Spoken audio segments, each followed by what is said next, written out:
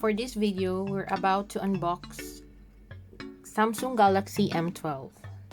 So Samsung Galaxy M12 is a device with Android that has a screen with a 1600 by 720 pixel resolution. So they said this is released last April of 2021 with a broadband generation of 4G, cellular network of GSM, and available colors for this device. We have black, blue, green, and white. So for this one, they gave us, as you can see, black, and it's only 64 GB. Samsung Electronics, made in Vietnam. Okay, so naka-seal pa siya, guys. Okay, alba pin, turnkey solutions, do not accept if seal is broken. Okay, so ayan, merong barcode dyan. Okay, resuming, I have this one. Let's open. There you have it, and also here.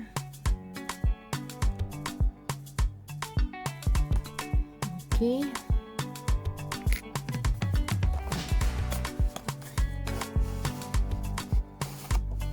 so ito yung outer box niya.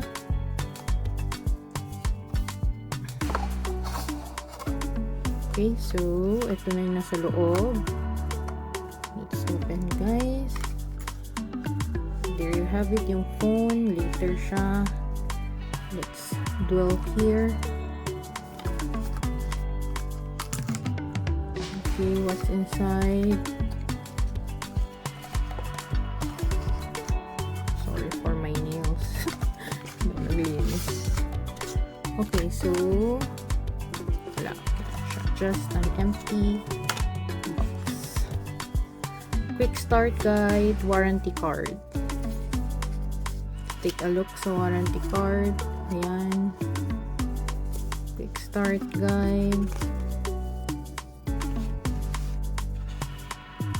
So, dito tayo sa box. Ayan. Samsung Galaxy M12 Infinity V display, quadruple camera, and my fingerprint. So, they said ang features nito is, of course, it's a smartphone with expandable storage. Kasi nga, I think this can be expanded until 128 GB. Pero right now, it's just 64 GB. And fast charging din daw siya. Okay, ang RAM niya is 4 GB. Okay, let's open. Oh, good. Now, for this one, you have the adapter. Yan, Samsung. And then may headset siya. And yung cord.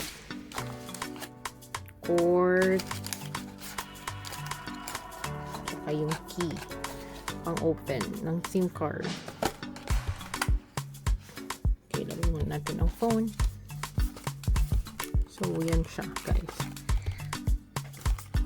Let's open this adapter kung ano. What is it exactly? Okay. Like that. Nandito yung nice. So, this is the phone. Hindi ko muna itatanggal yung cover niya. Magaan naman siya and nakikita niyo yung lens. It's like iPhone. Is it black? Mukha siyang dark blue. Yeah, pero black siya. Naka-indicate namang black eh. So, upon its security, this has facial recognition and fingerprint sensor. I think yung fingerprint is here. So, let's try to open, guys. Ayan. Kikita nyo. Okay na. Pwede ko nang tanggalin ang cover. There you have it. Hi. Powered by Android. Samsung Galaxy. It's a nice phone, guys.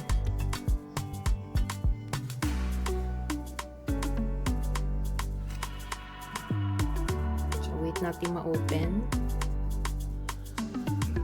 Ang SIM card size niya pala, guys, is nano. And, SIM slots niya, dalawa. Dual SIM.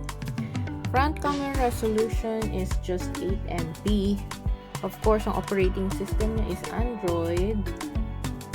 And meron siyang display resolution of 1920 by 1080.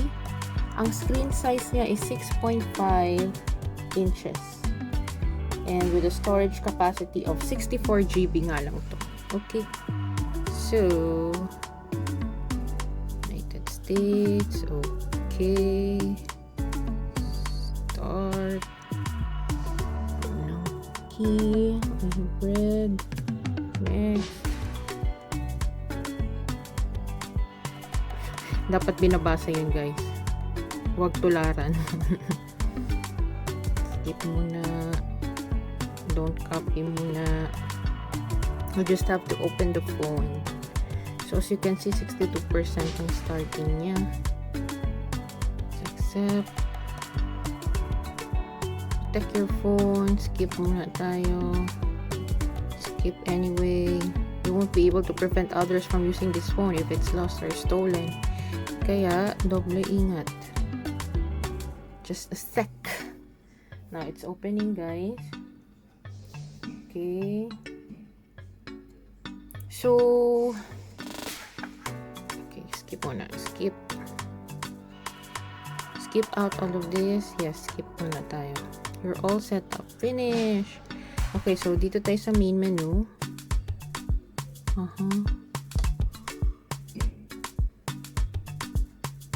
Okay.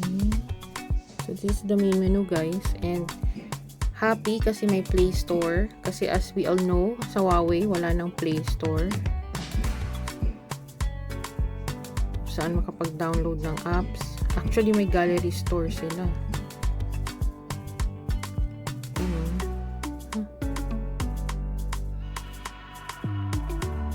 So, yan yung mga naka-install. Of course, YouTube. Welcome, YouTube. Okay. Spotify, Netflix, yan yung mga naka-install na siya.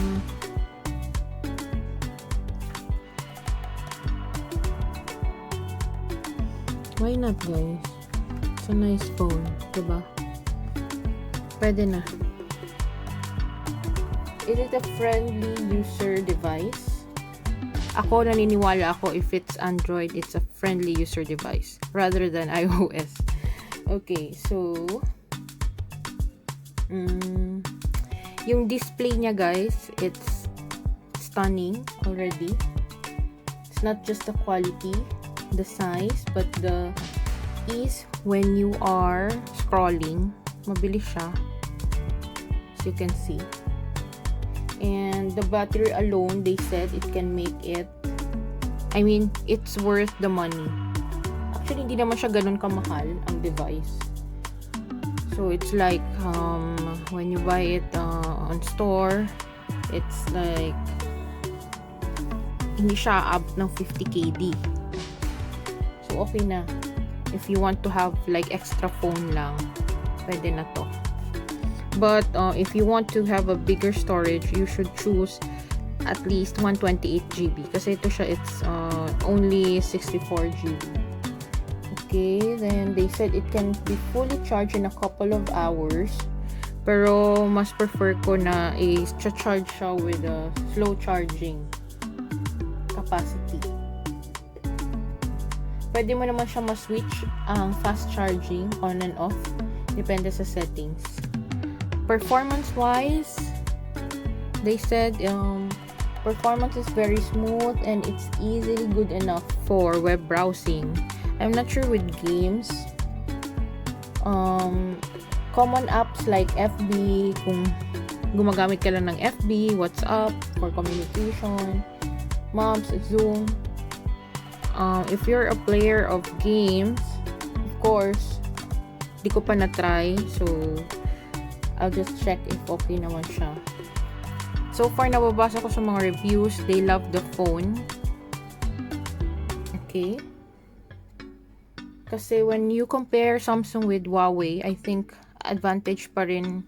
Kasi mas pioneer ang Samsung. So they know, like they have the basic standards of having good qualities of a phone. What else? What else you can see, you can add, or what? Okay. So the camera is enough lang. Okay, let's go to the camera, guys. Let's consume the remaining minutes first. Where's the camera? Here. Yung camera dito.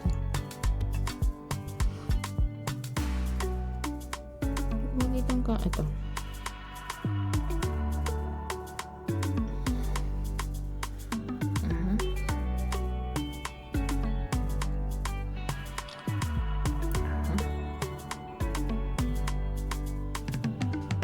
Good quality.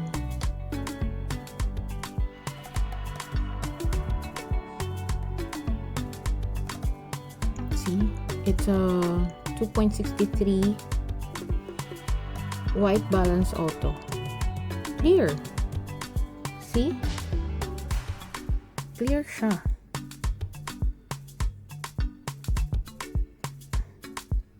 Netflix, Spotify. And ang maganda is you can, okay, they said you can expand the memory up to 1 terabyte. So it's nice. While the dual SIM, nano plus nano, dual standby. So okay din siya.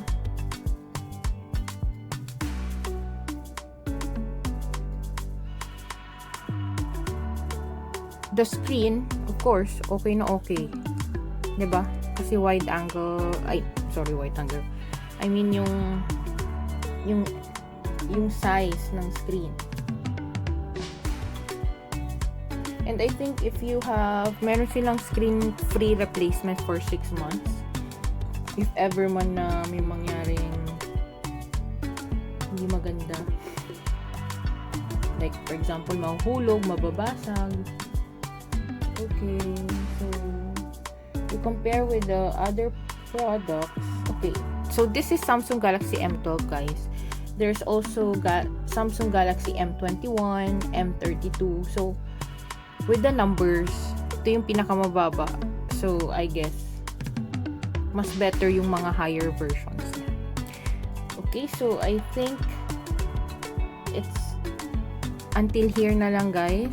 Thank you for bearing with me of unboxing Samsung Galaxy M12. Thank you. Don't forget to subscribe and like the video.